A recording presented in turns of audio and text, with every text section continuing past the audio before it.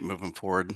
Just wanted to point out before we get started that we're very excited. WhereScape's 25 years old this year, celebrating 25 years of helping organizations automate, accelerate, and simplify data infrastructure. We're a very mature product, obviously, over those 25 years. We've got well over 1,500 customers around the globe, small organizations as well as large global enterprises.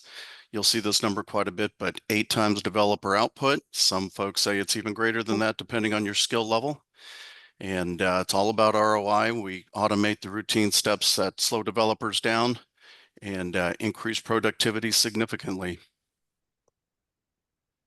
So what is data automation? Data automation divided by TDWI is a solution that encompasses all of the core processes of data warehousing, including design, development, testing, deployment, operations, impact analysis, and change management. All of that you can find within WhereScape. We automate all of those processes for you. WhereScape provides a complete solution for building and managing full data warehouses. We're one solution, no add-on costs. We're licensed by per named user, and that is it. So there's no additional fees that go along when you purchase WhereScape. WhereScape's comprised of 2 products. We're going to focus on 3D today, but we have 3D and RED. And these tools automate code development, data modeling, profiling. We do model conversion rules, data prototyping, scheduling, documentation, and data lineage, all automated, both user and technical documentation. And WhereScape essentially automates the full ELT lifecycle for you. Again, WhereScape's comprised of 2 solutions. WhereScape 3D, this is where you're going to be, and you're going to see Brad doing the presentation around 3D today, but this is where you're going to be doing all your discovery, your profiling, your modeling, and then we automate that process and document all that for you. And then we have WhereScape RED, which is our builder tool. We auto-generate all the code for you within that tool, streamlining and automating the creation and deployment of management of the full data warehouse. And then we have a suite for Data Vault Express. If you're doing something more exotic like Data Vault, it combines RED and 3D with all of Dan Lindsted's standards built right into the templates. So if you're doing Data Vault, WhereScape in our automation is really a need to have, not a nice to have. Urge you to explore that further. So who benefits from data automation? I'm sure we've got a lot of different personas on the call today here, whether you're a DBA and you're managing the data platform and sources, if you're a developer generating the code, data architects, if you're designing the full build of your data warehouse, all of you folks are going to benefit greatly from WhereScape. If you're an executive, maybe you're just concerned with saving money, speed to value, cost, you're going to find that WhereScape's automation provides a lot of value for you and speed to reducing your project's time to completion. And then, of course, you have your analysts and scientists, the consumers of the data. You're going to benefit greatly and appreciate WhereScape's automation as well. So again, talking about 3D, this is where you're going to do all your data discovery and profiling. In 3D, you're going to design your source models. You're going to do your model conversions. You're going to build out your physical models, your star schemas, your full data warehouse. And of course, we're going to provide all that documentation, user and technical documentation as well for you. And that's with a click of a button, all up to date every time you make a change.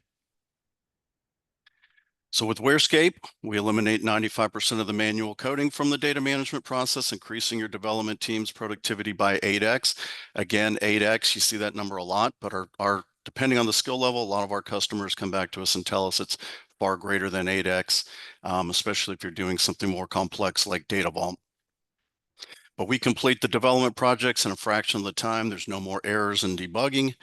WhereScape RED auto-generates template-driven code, standardized, that works as it should the first time through. So you don't have those challenges anymore. We consolidate data sources into a unified system, build entire data warehouses in days, not years. If you ever do a POC with WhereScape, I think you'll see a lot of folks that have been working and trying to build a data warehouse project out in 6 months. We can do and duplicate that in just 2.5 days. And that's really where the light bulb goes off. So really, really reduce the project build time for building data warehouses. And of course, we assist with rapid platform migration through automation. So if you're going from on-prem to Fabric or Snowflake or any other target platform, we can help you do that in days, not months. So since we're talking about Fabric today, I put together this slide. It's really about why WhereScape with Fabric. And of course, we just talked about accelerated migrations. We're cutting migration timelines from months to days, automating that simplifies transitions from legacy platforms to Fabric, low code, no code automation, building out all your models in 3D. And then, of course, with RED, eliminating the need for hand coding, no manual scripting required. Full data lineage and documentation, automatically capturing data or the lineage and generating audit-ready documentation, full visibility for Fabric, for compliance with Fabric, built-in data vault support. Again, we've talked about that. If you're doing something exotic like data vault, you're really going to want to use WhereScape to automate that process in Fabric. And then, of course, scalable, seamless workflow, orchestrating enterprise scale jobs using WhereScape scheduling, monitoring, integration with Fabric's managed networks and endpoints. One of the really cool things about WhereScape is that we are platform agnostic.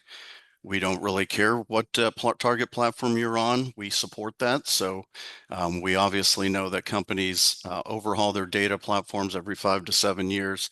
So if you're on-prem today and you have plans to move to Fabric, you're covered. If you're on Fabric, maybe somewhere down the line, things change and you want to move to Databricks or whatever the next shiny object is, you're future-proofed with WhereScape. You don't have to worry about going out and buying new tools. Just a brief slide to show you some of the organizations we work with around the world. Now, don't get me wrong, you don't have to be a Nike or a Costco to benefit from WhereScape. We have a number of just small shops, 1 or 2 people that benefit greatly from our automation. The idea behind WhereScape is to do more with less, and we can make 1 or 2 people look like you're doing the work of many. With WhereScape, we don't just sell you software. We also offer unparalleled support. Expert implementation training is always provided. We provide guidance from technical account managers, dedicated customer success managers, and this is if you're planning a migration, an upgrade, anything like that, we want to make sure you have the technical team surrounding you to make that project smooth, seamless, and successful. Those are the folks, that technical team that can help you with that. And then, of course, we offer WhereScape University, which is designed to really reduce the learning curve of WhereScape. It's self-paced online training that your team can access. Goes through all of the modules, 3D, RED, Data Vault if you're doing that. But always continuing to train our customers.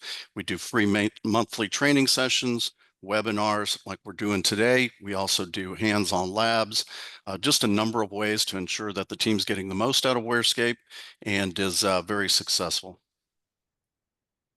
So with that, I am going to conclude my portion. I'm going to hand it over to Brad, and Brad's going to get into the fun stuff and the technical things you came here to see today. But I would just add that if you're interested in learning more, and you want to set up a demo, go to wherescape.com. That's wherescape.com, a big old red button that says book a demo. And if you do that, I'll reach out to you, or one of my colleagues will reach out to you, and we'll make sure we get that set up for you. But I believe we're going to do a Q&A after Brad's presentation as well, if I'm not mistaken. So feel free to post any questions that you have in chat, and then we'll certainly address those after the presentation. And I will put a link to the book a demo in the chat as well, so you can click on that if you're interested. But with that, I'm going to turn it over to Brad.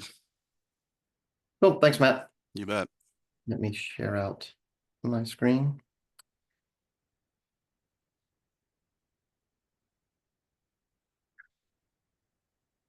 All right. So before I jump into the demo, just want to give some kind of context around what we're doing today and why, right? So, as all of us working in data know these days, there's like 3 big challenges that are facing us. There's more data today than there ever was, and of course, there'll be more than that tomorrow. The second one is, our users want us to take all that data and turn it into analytics and insights faster than ever before. But the third one is they want that data to be governed and trustable, right? So those are three things that, trying to do all this together without your data projects taking, forever, even longer than before, being more fraught with peril than they have been, how do we alleviate that? And so that's where data automation, Microsoft Fabric, and WhereScape come in. So when we combine those three, it makes it very easy for us to design, deploy, govern, and document our analytics data models. And so that's what we'll be doing today. I'll be going through the process of building out a little reporting environment that's based on three different sources that have three different source types. We'll design that model. We'll bring in governing information from Purview to be able to work that in there as well. And then we'll deploy that out to WhereScape RED so we can see the code generation. And then before I jump in, there's one question here. What version of RED will we need in order to use/see the functionality you're showcasing today? The answer to that is RED 10. So Fabric is supported on RED 10 and above. And then, yeah, and as Matt mentioned, if anyone else has questions, there's a little Q&A box down at the bottom of your screen. Just click that and type it in there, and we'll get to as many as we can at the end of the presentation. All right, so without further ado, so we're going to start in WhereScape 3D, which we're looking at right now. And this is our data discovery, profiling, and design tool. So what it does is it lets you automate the process of discovering your source data structures, so the physical layouts, profiling the data within those structures, whether that's database data or, files, JSON files, things like that. And then you can use automation to transform those source structures into your target data warehouse model very quickly instead of having to do that by hand. And so, like I said, that's the process we'll go through today. Before we start doing that, I just want to go through my environment I have here. So my target here environment is our Fabric environment. So I've got a Fabric data warehouse in there. I've got a lakehouse in there that has some files, and then I've got some pipelines already, but we're not going to be using these, but I'll show you how WhereScape will automatically generate some data pipelines for us. In the lakehouse, I've got a set of Parquet files. So we'll be pulling some of this data into our model. I also have an ADLS container that has a bunch of JSON files that we'll be using. And then the third source will be this on-prem SQL server that we'll be pulling data from. But we'll also be bringing in, as I mentioned, governance data from Purview. So I've got scanned that database we just looked at. I've scanned it into Purview to get all the metadata. And then we're going to not just bring that metadata into our model, but we're actually going to also use that to drive automation within the tool. So I did want to show what we're going to be looking at in there real quick. So you can see, what we've set up. So in here, in these tables, we have this employees table. And if we go look at the schema there, we can see these classifications. So of course, there's some that Purview automatically classified for us. And then I've added this private info classification. And so that's going to drive automation for what we do with these columns that, we want to treat differently than the rest of our data. All right. So the first thing that we need to do when working here in 3D is discover our source models. And so there's a few different ways we can do that. Like I said, we can discover in here from a database, whether that's local or in the cloud, using an ODBC connection. There's lots of different options there to what I want to bring in. I'm going to bring in just tables here. And it's going to run through and do a full discovery and query the catalog tables in SQL Server to pull back all the information about tables, columns, joins, keys, all that sorts of stuff. We can also go ahead and run our profiling against these tables. I'm going to do a quick profile here just to kind of show how it works. So this is our set of profiling metrics, and what these are just a bunch of SQL queries that are stored in 3D that we're going to run against your source tables. You have access to all these queries, so you can go in, you can look at them, you can modify them, you can add your own. So if there's a metric you want to profile that we don't have in here already, you can add your own profiling metrics and run that against your source data. I'm just going to run these three here to keep it quick. And so you can also filter in and out the tables that you want to profile against, like, I don't need to profile against sys diagrams. And I can also do that at the column level. We'll go ahead and let it run. And now we could look at our layout here. So we've got our nice data model layout here. I could go in and look at some profiling details. So here we can see for our orders table, like distinct value counts. So maybe that's going to help you identify, your business key, your unique identifier for a new data source you're not super familiar with. We have our null percent. So, if you're a customer, say they want to report on shipping region, and you can come in here and say, well, that's going to be blank more than half the time. Is that really what we want to be reporting on, or do we need to do something different in our source system to make sure that gets populated, that sort of stuff. You can also export those results to Excel or CSV. So if you want to send them to an analyst outside of the WhereScape tool is not using it, you can do that as well. But like I said, what we want to do actually is we want to bring in, not just the data model, but also the governance data. And so to do that, I'll go in here and add a new version to my Purview connection. And I've got information in here. Yeah, you just enter in your Purview, login info, and that's what we use to connect to it. And then once I have this set up, I can just go in here and say import from Purview. And it's going to bring up a window for me that, so it has all the different collections we have in there. I can go down to the one that I want. I could pull in everything or, just a subset of tables. We'll just do a subset to keep it quick.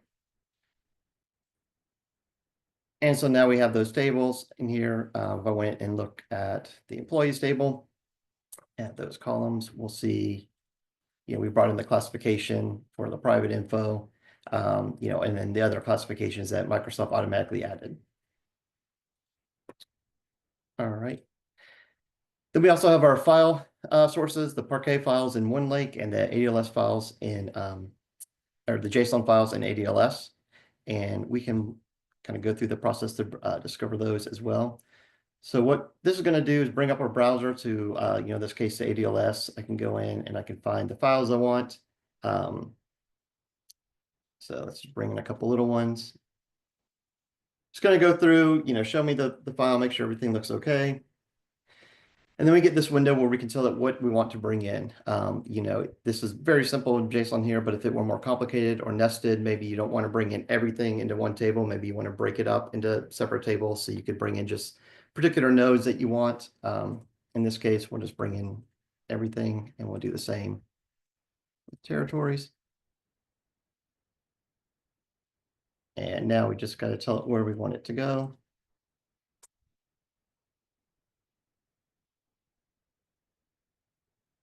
And we'll skip profiling for now. So now it's brought in those two files. It's parsed them out into table column format for me. And it's even going to, when I open here, ask me, do I want to start driving joins between the objects? Obviously, when you're discovering files or, certain databases, there might not be joins defined in there. But those are important for our tools because, that's what we're going to use to drive the SQL that's generated. So obviously, we need to know how tables join to each other to be able to generate that SQL. So I'll say yes here. And it's going to take me through this process to try to derive the joins. Again, I can filter in tables and columns. I can filter out, different data types. And basically what it's going to do is it's going to look and if it sees two tables with a column that has the same name and the same data type, it's going to suggest that as a join. You can make that more or less inclusive if you want to. You can also utilize that profiling data that we just looked at. We don't have any here, but if I wanted to exclude anything with a null percent greater than 25%, I could do that as well. So I went through and it, very simple, but it suggested this join for me. So now, I know how these files join together. You can see it's marked as a foreign key. So we're already kind of starting making these files into your actual table database objects. I could go in here and I could set primary key, all that good stuff. All right. So yeah, so now we've discovered everything. I do want to, we'll do some profiling on our JSON data. So similar to what we just did for our database tables, I could come in here and I could run the profiling. This, of course, is not running SQL queries since it's not a database. But what it's running is a Python script in the background that's running, parsing out the data in the file and running a bunch of metrics against it. So again, we could go here and we can look at our results.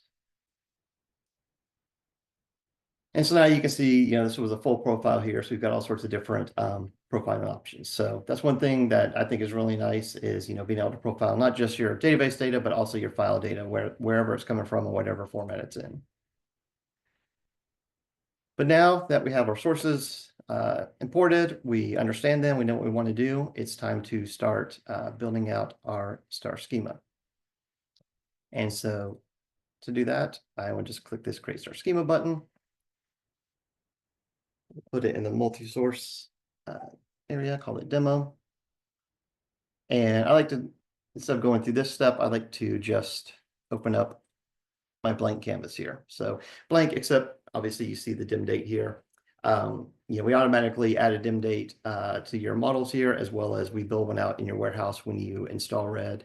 Oh, that does remind me, I wanted to show one other thing here in my environment. So in my data warehouse, these are the three schemas that we'll be looking at using today. So demo bronze, demo gold, demo silver. I just wanted to show you, there's no tables in here right now, except for these date tables. So like I said, we're going to automatically build those out for you. But everything else, I'll show you after we build it, how they've appeared in here for us. All right, so now what I want to do is start building out my Star Schema.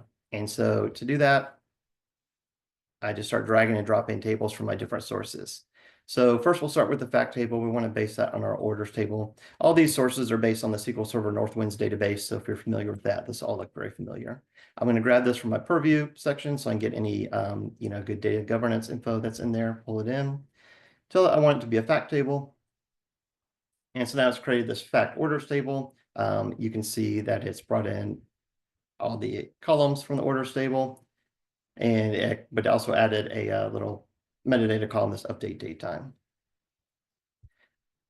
So then now we can start pulling in our dimensions. So we'll pull in employees as a dimension.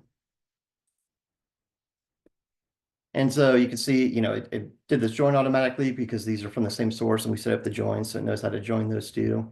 In the employees table, added an artificial key for us, as well as that update date time.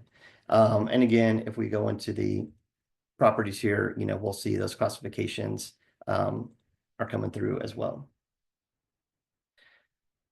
We can also do, this is a type 1 dimension. We can add a type 2 dimension. So say I want to pull in some customer info from Parquet. I can pull that in and say, make this a changing dimension. And it's going to ask me, what do we want to track history on? So I could click everything or, just like a subset here. And it's created the dimension table for me again with my surrogate key up here. And then, all the different metadata columns you need for a type 2. So your start date, your end date, your current flag. It did not create the join here since these are from different sources. It doesn't know how to join it, but I can just very easily do a drag and drop for that. So now we're joined in.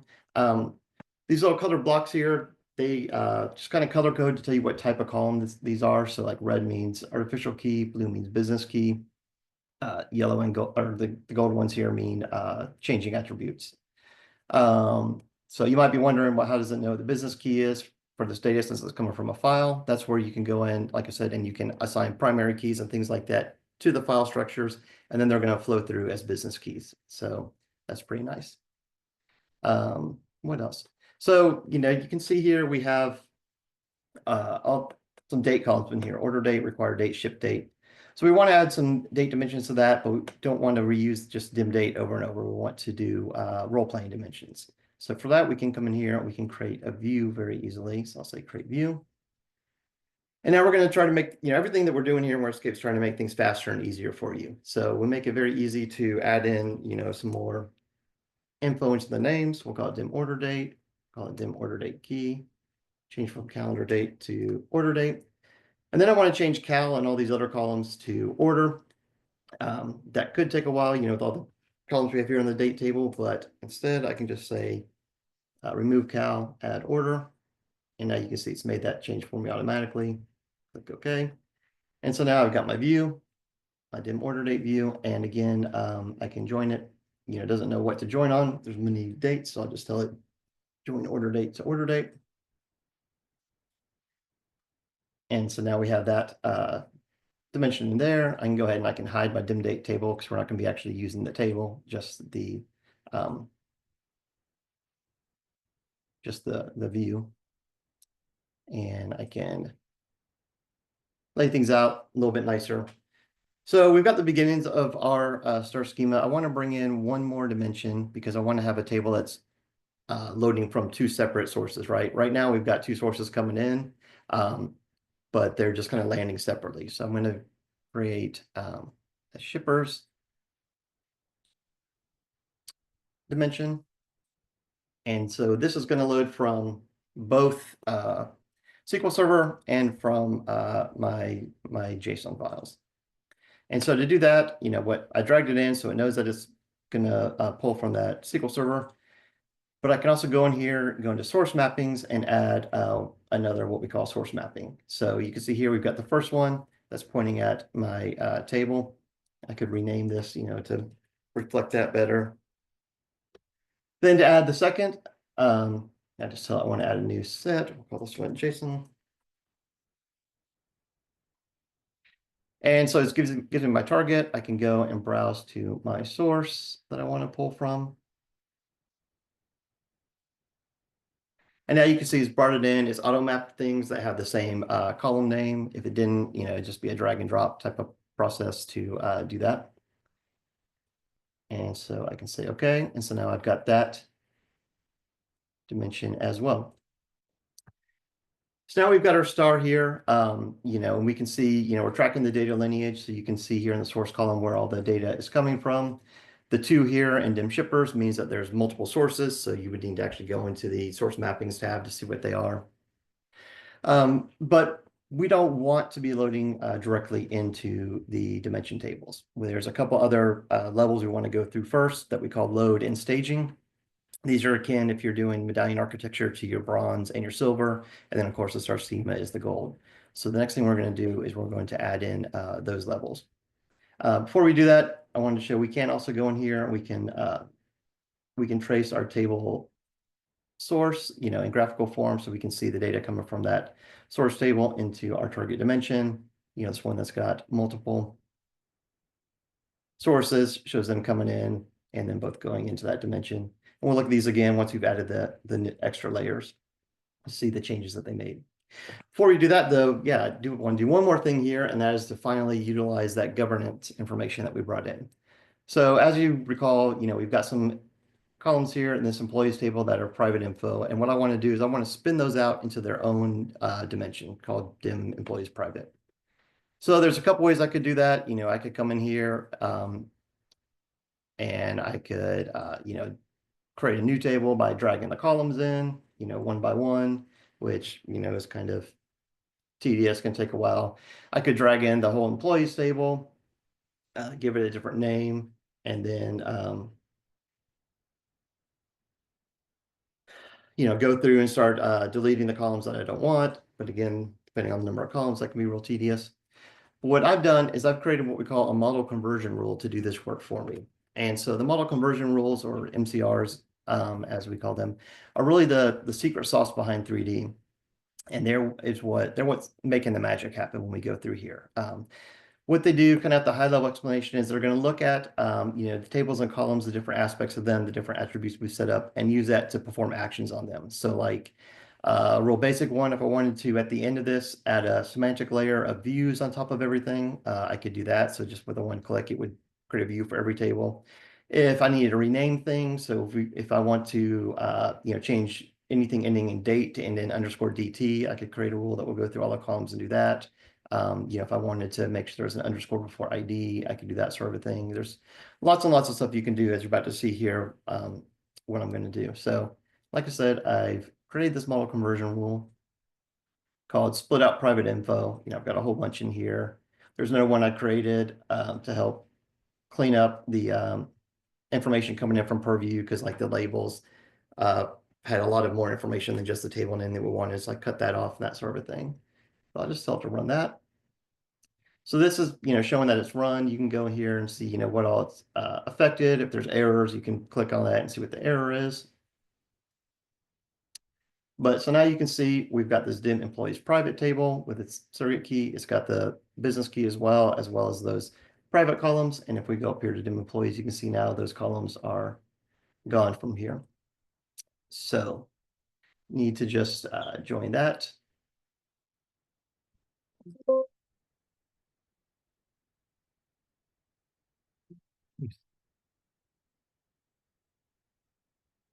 There we go. Join that one in there, refresh our layout. And so we've got that as an official part of our star as well. So then last up here, you can see, so right now, all of our dimensions are joined to our facts on the business keys, and the fact doesn't have any of the dimension surrogate keys in it. So we want to change that. We want to add the surrogate keys and have those be our joins. And so for that, we have some automation, generate artificial keys. So I'll run that. And so now you can see it's added the surrogate keys from all the dimensions into the fact. It's moved the joins to those. And now we are ready to go. So like I said, now we want to add those extra 2 layers, the load and the staging. And so I will just click create load and stage to do that. Demo. So this is going through, you can see it's running a lot more rules because, it needs to perpetuate the data lineage and keep everything straight like that. So now you can see here, we've got our star schema model still, but now we also have our load tables in green and our stage tables in purple. And you can see that our star is now loading from stage tables. Our stage tables are now loading from the load tables, and the load tables are now loading from the actual sources. And we can see here, like for the shipper information, we've got 2 load tables, load shippers, plural, and then load shipper. If they had the same name in the source, we would just append the source name to it so you know the difference. But that's, we want to land each source in its own table. We like to have a load table just to be a straight load from the source. We're not going to transform anything. We're not going to rename anything. We just want, a clean copy of the raw data to work with going forward.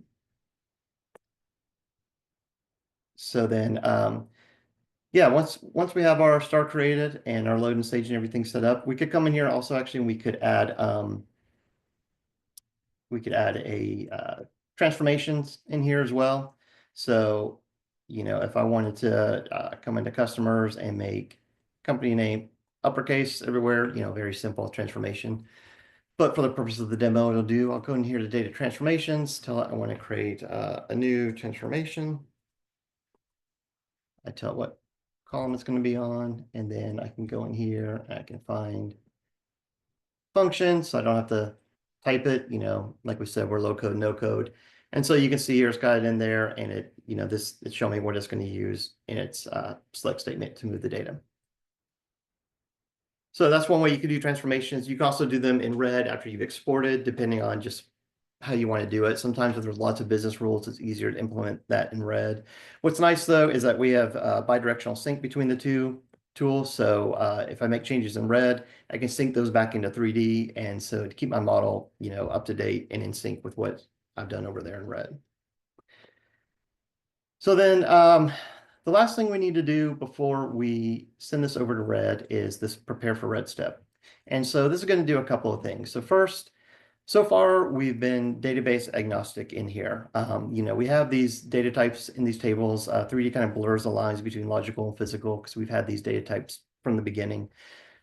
But the data types, they're just based on whatever they were in the source. So you can see like the customer dimension, since it's coming from a file, we just assigned it string value data types.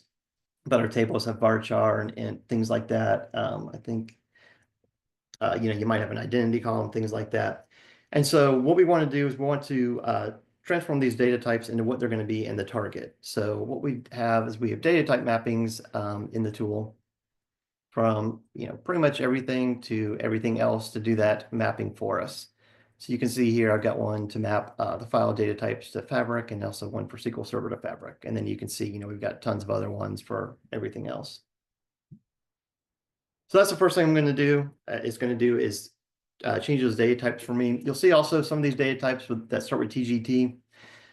These are all just the columns that we've added through the automation. And so with these, what it's saying is I know I'm going to store a date value in here. I just don't know what it's called. Is it date time? Is it timestamp? Is it date time 2? Like whatever.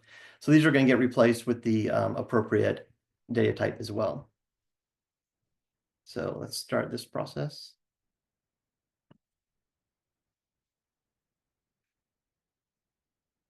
So yeah, I'll tell it what my target database is so it can do that work for me. Then we get to this target assignment window. And so what this is you can create targets in 3D that map to your schemas in your database. So you can see here I've got bronze, silver, gold. I created an MCR that goes ahead and it takes any load table and marks it as bronze, any stage table and marks it as silver, because I know those two always want to go there. But then I've got some that, I don't have a rule for because you might not know exactly where you want them to go. But I want to move these into the gold, so we'll do that. You can create a group or multiple groups in here. And so this is just going to be kind of how it sounds like. You can group together tables to show them in their own kind of separate view here in 3D or in red. So if you've got hundreds of tables, you don't want to have to wade through those to look at the new things you're building. You can create a group to do that. Also handy for, if you're using Agile, you can make a group for each sprint and give the group name the sprint name. We have a lot of people doing that sort of a thing. So we'll do that. Then we need to tell it where we're coming from so it can do the mappings, data type mappings correctly. Also, if it needs to generate any cast or converts in the background, it'll know how to do that as well, to get like your date times to move over and things. So then just a few more clicks here. Yeah, and so now running the MCRs. And now here we have our final model. And so you can see, it's changed those data types. So where's our customers? There it is. Yeah, it's not string anymore. Now it's varchar. TGT integers become integer, datetime, and everything, and that sort of a thing. So now we're ready to export this out to RED. Before you can do that, you can also you can generate documentation here in 3D. There's lots of stuff you can do here we haven't done. You can compare one model to another and have it generate documentation to tell you what all the changes are. So that's really handy too. A lot of customers will, before they do any release to production, they'll run that report, and that's basically like your release notes for your data warehouse release. So your users can see what tables have been added, removed, changed, new data sources brought in, all that good stuff. So yes, we'll go ahead and we'll export this over to RED. So it's pulling all the metadata, creating an XML file that's sending here to RED. So I just need to tell it what environment I want to connect to. So I'm going to use this one here. I've got that open here. You can see, again, there's only those two date tables in there. I'll refresh it just so you can see for sure. But it's going to, populate the rest of this for us. So we'll go finish through this process.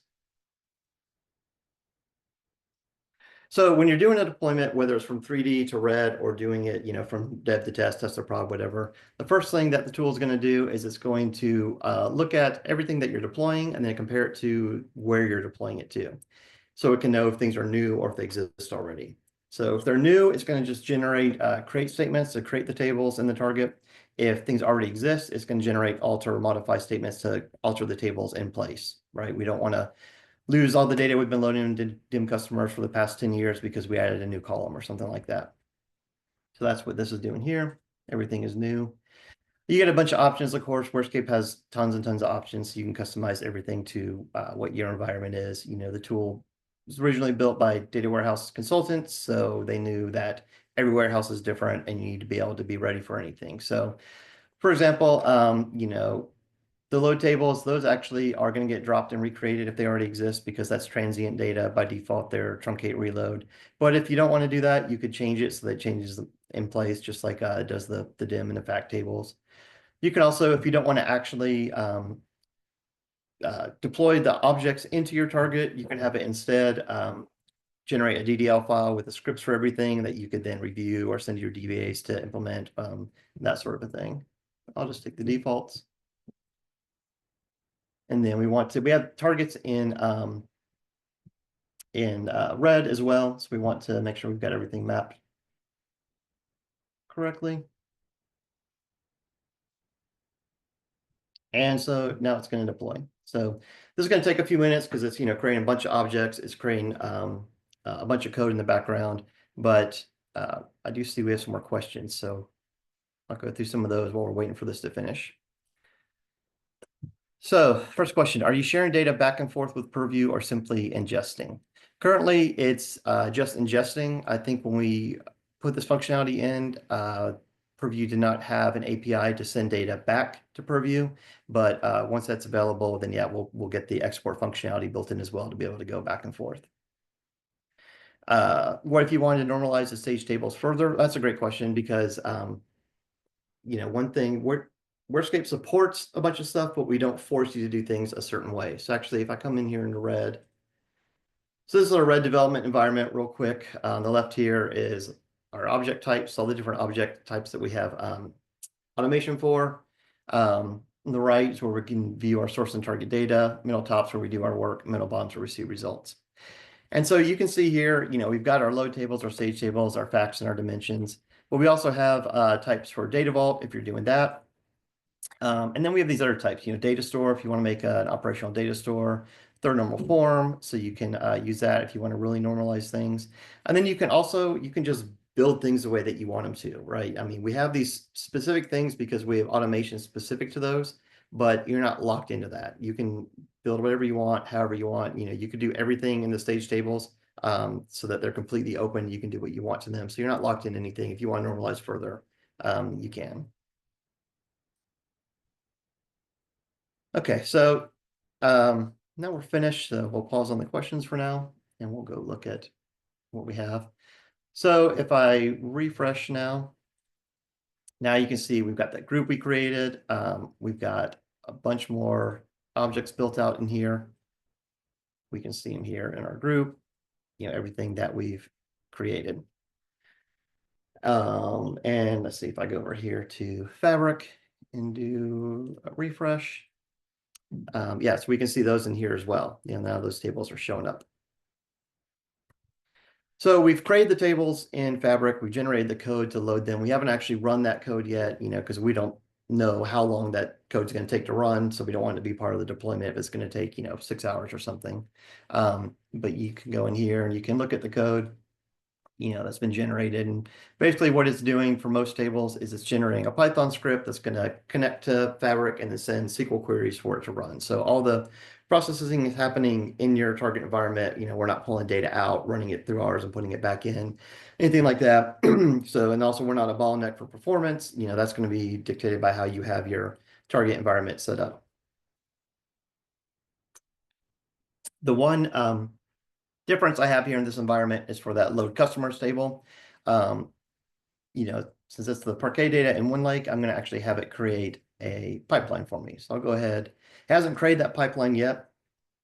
If we go back over here, you'll see we still just have these ones we had at the beginning, but it's going to create it here when we tell it to load the table. So first time it goes through, it's going to create it, but you can control that. There's a switch you can set so it doesn't try to create it. So maybe you've created it before here in red. You don't want to drop and recreate it because you haven't made any changes. You can say, don't recreate it, just run the pipeline. If you built the pipeline in Data Factory, you can tell red not to create one because you already have it there. Just go ahead and run it. So we'll let it do that while it's going. Takes a few minutes. Our Purview isn't the fastest environment ever. So I think so while we're doing that, I'm going to open up another instance of red and just show the scheduler real quick. So one of the nice things about red, if you go in here and you load a table and you accidentally forget it has 5 million records, it's going to take forever. That logs up that instance of red, but you can just open another one. So that's what I'm doing here because I want to show how easy it is to build a job to load all these things. So we have all these tables and now I want to create a process that's going to load everything. We have a job scheduler built into the tool. It's based on the Azkaban scheduler that LinkedIn built, and then they turned over to the open source community. So we're leveraging that to run everything, but you still build your jobs and schedule them and things here within RED. And what's nice is if you create a group like this, you can just go in here, right click it and say build job. And it's going to create a job that has all those tables in it in the right order for me. So here's our job definition, very simple, name, description. You can set it to run at certain frequencies or just have it run on demand. Maximum threads, this is how many tasks it's going to run in parallel. So our nomenclature is we have a job that runs tasks.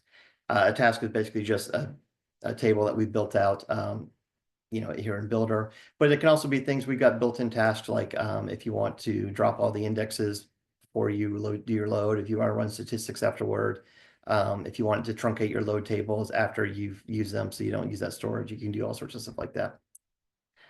You got one job be dependent on a previous job or jobs. You can tell how long to keep the logging info. So when we run jobs, we capture lots of rich metadata, start time, end time, row counts, messages, error messages, all that good stuff. So you can tell it you want to keep it for 6 months, forever, whatever. And then we have our success and failure commands. So these here, these let you, based on the job succeeding or failing, you can do all sorts of stuff. You could send an email, you could send a message out to Slack, you could kick off another process, you could run a bat file, anything that you can do at a command line, you can do here. The biggest question we get about the scheduler is, well, we already have an enterprise scheduler. Do we now have to reschedule everything through WhereScape? And the answer to that is no. We actually have APIs in the tool that make it easy to invoke the WhereScape jobs from outside of WhereScape, have us run, and then send back success failure messages. So, we can integrate with Enterprise Scheduler, whether you have it now, or if you get one in the future, that's not a problem also. So this is my task view. You can see here it's brought in all the tasks that were in this in my demo environment here. It's also brought in these stage tables, even though those aren't part of that, just because it knows that date is being used. But I'm going to remove the stage date and the dim date because we don't need to run those again. And then do a little cleanup, like I want my load orders table to be with the rest of the load tables. I want these to be with the other stage tables. Yeah, so now I can group by object types. And so what this is doing is telling WhereScape or telling the scheduler whether things can run in parallel or sequentially. So since we have the data lineage in the tool, it already knows that. You can see here, this order number is what represents that. So if the number is the same, it's going to run things in parallel. When the number switches, it's going to, it's a sequential step. So it's going to load all these load tables in parallel. Right now, it's got it separate for the shipper's stage table and the other stage tables. I'm going to tell it I want all of that together. So we'll group it. And then I'll respace. So now you can see, and then it's going to load all my dimensions together. Then it's going to load the stage orders table. That one gets loaded after because it refers to the dimension table. So you can't load it until you've loaded the dimensions. And then of course it's going to load the fact. And then, yeah, if I right click here, you can see some of these other steps you can add. So, drop or create tables, truncate them, the index things like that. Just things you might need to do to keep your warehouse clean and tight and right. All right, so let's go back and check. Okay, yeah, so we've created our pipeline and we've run it. We could go in here actually, and I could preview the data that is landed in that customer table. If we go back over here and give a refresh, we'll see that now we have our pipeline created. So like I said, that's in there. It's just like any other pipeline that you might create in Fabric. You can come in here and you can look at it. You can look at the properties, the history, everything else, just like if you built it out here manually within Fabric. All right, so 8 minutes left. Okay, we got a bunch of questions out there. So I'm going to do one more thing. I'm going to show the documentation, and then I'll answer as many questions as I can. And those that I don't get to, we'll follow up with in an email or a post on our website, but we'll let you know. So yeah, so the last step of all this is to document everything. And of course, documentation in our warehouse projects, it It's the last thing to happen, maybe if you have time for it. Of course, the documentation is out of date as soon as you create it because you have to make changes. And also, how are you documenting it? Is it just like an Excel file that gets passed around and shared in multiple copies, things like that? So people don't know if they can trust it, that sort of a thing. But we have a process in the tool here. Just a few clicks of the mouse. That's going to run. It's going to pull all the metadata from the tool. So this metadata is stored in a Postgres database behind the scenes. So it's querying that to pull the metadata out and then creating some real nice HTML files that you can then take and publish out via SharePoint, via your intranet. You could copy that to a shared drive, whatever you want to do. So we'll go and look at it. We have two types of documentation, user and technical. The user is a little bit lighter. We don't want to overload our end users with too much technical jargon. So I could come in here, like look at my customers table. You can see, we've got our column list with a display name if you add that, the physical name, any comments we put in there.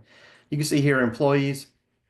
Actually, it doesn't say dim employees, it says employees, right? And that's because the information from Purview came in and said, okay, the physical name is of the source table is employees, but the nice looking name is employees. So we're going to flow that through. So we'll create the dim employees table, but we'll label it employees here in your documentation.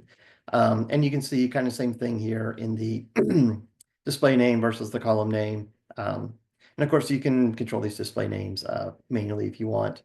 So for these dimensions, you can also click out and see your fact table and everything in there. The nicest thing here, in my opinion, is we create a glossary. So we automatically pull in every column that's in your warehouse and add it to the glossary. And so if your users need to create a new report or add something new to a report, they don't have to call you up, ask you where it is. They can just come to the glossary, find it, and add it in there. So then we also have our technical documentation, which is a little bit more exciting. So like if we go look at that same employee table, now we can see a lot more information. We've got information about our relationship to our fact table. We've got our list here of our columns, but we got more information. We've got our metadata columns. We didn't show the end users. We've got data type. We've got the column level data mapping, data lineage. If we go look at the customer, since it's a type 2, we're including information on what we're tracking history on, the business key. If there were any transformations, those would show up in here as well. Then we give you your full table data lineage at the table level, so you can see, exactly how the data is coming through. And it's nice, you can easily, step back through these, step by step, so you can look and see. So for example, here, if you're looking at a report and you see no region in there and you say, well, where's that coming from? That's not in our source. You can come in here and track back and see, oh, okay, it's no region because we're setting it to that if it's null.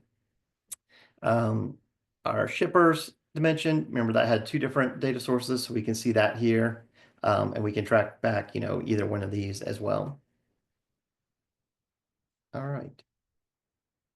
Cool. So that's the documentation. That's pretty much everything end to end. So I hope everyone was able to see, how easy and kind of seamless WhereScape makes it to bring in all this data from different places, integrate your governance data without barely having to type anything.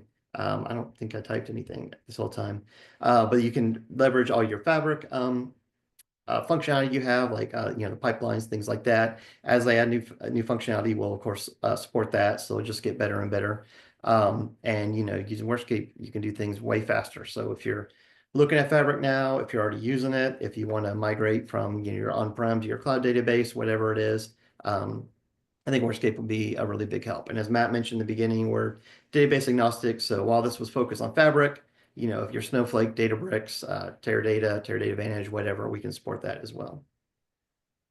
So, all right, got 3 minutes. I'll answer. Lots of questions in the Q&A section there, Brad. Yeah, so let's see if I can get to. And I don't know if we'll have time to answer them all, but certainly, if, Yeah. like I mentioned, if you're interested in scheduling a more in-depth demo, we can take a deeper dive and answer all your questions for you as well. We've really just scratched the surface today here. A lot more to show you. WhereScape, if you can dream it up, we can do it in WhereScape. So we'd love to have the opportunity to do a demonstration for you based on your use case, your specific requirements, and talk through those in great detail. Yeah, so I can hit a couple of them here in these last few minutes. We have a person asking, once many objects have been brought into 3D, it can become quite difficult to manage the layout of the model. Is there a way to manually move around entities or relationships to make the model more legible? The answer to that is yes, you can do that. You saw I clicked that one button that would change the layout for me. I didn't show it, but there's in there a bunch of different types of layouts that you can choose from. You can also, if you've got one diagram laid out in a way that you really like, you can tell this other diagram to use that same layout. So you can do that. There's a button here to reroute the joins. So if the joins get looking weird, if you move things around, the joins look weird, you don't have to change the joins yourself. You can just click this button and it'll make the joins all good for you. And then also that's where might want to use the groups functionality. So you can look at a subset of the tables here in 3D. All right, let's see. If you already have dim tables in red and you just need to bring in 3 new fact tables, would you recommend still going through 3D or just go to red? If 3D, what are the primary efficiencies that we would see? Yeah, so the answer to that, of course, is it depends. We have customers that do both. Like I said, sometimes, they'll use 3D for the big bang start of their warehouse to build out tons of stuff. And then if you're making just small little changes, it's often easier to do that in red, and then you sync it back to 3D. In this case, like 3 new fact tables, I think you might want to do, well, it depends. If these are built off existing structures that already exist, probably just do it in red. If these are coming in from new sources you haven't brought in, probably want to do it in 3D to make sure you get that full lineage through and you can apply any other stuff. That's the other thing too. If you've got like this model conversion rule like I had to split out private information and you got a bunch of tables that need that, you'll probably want to go through 3D for that. So it really just kind of depends on your use case. When you export from 3D, if you have a model that only has 2 new tables, it's only going to export those 2 tables. When it does the comparison between the export and the target, it's going to, if the 2 things are the exact same, it's not going to bother doing anything because it's like there's no changes. We don't need to do anything to it. So. All right, 1 minute, one more question.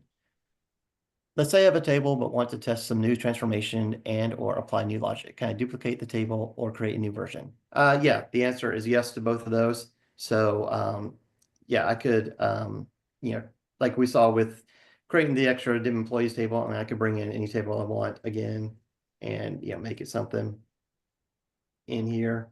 I don't know where to put it, but it's there it is.